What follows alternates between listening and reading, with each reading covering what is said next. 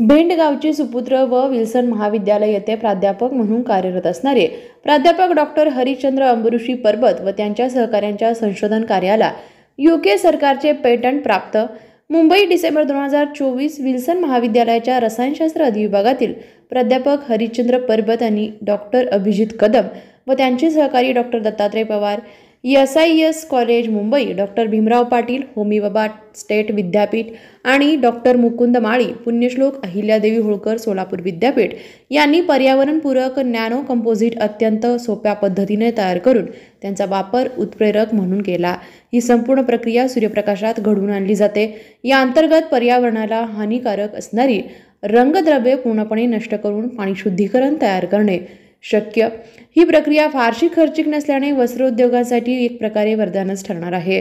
संदर्भातील संशोधन साकारले आहे. यांना त्यांच्या महत्त्वपूर्ण संशोधनासाठी यूकेचे प्रतिष्ठित पेटंट प्रदान करण्यात आले. प्राध्यापक हरिश्चंद्र परबत यांनी दिलेल्या माहितीनुसार वस्त्रोद्योगांसह तसेच उद्योगात रसायने आणि नैसर्गिक संसाधनांचा व्यापक वापर केला जातो. कारखान्यातून बाहेर पडणाऱ्या औद्योगिक सांडपाण्यामध्ये नैसर्गिकदृष्ट्या नष्ट न होऊ शकणारे अजैविक, रासायनिक, सेंद्रिय घटक असतात. ते कित्येकदा कोणत्याही प्रक्रियेविना थेट नद्या, नाले आणि समुद्रात सोडले जातात. त्यामुळे जलप्रदूषणाची समस्या ही जागतिक पातळीवर एक डोकेदुखी होऊन बसली आहे. या प्रकारचे जलप्रदूषण टाळण्यासाठी औद्योगिक सांडपाण्यावर प्रक्रिया करून ते शुद्ध करून पुनर्वापरयोग्य करणे आवश्यक आहे. औद्योगिक सांडपाणी शुद्ध करण्यासाठी नॅनो मटेरियल फोटोकॅलॅस्टिक हा एक प्रभावी आणि आर्थिकदृष्ट्या किफायतशीर पर्याय आहे. त्या दिशेने संशोधनाची दिशा केंद्रित करून सूर्यप्रकाशात रंगद्रव्यांवर प्रक्रिया करण्याची पद्धती शोधून काढण्यात यश आले.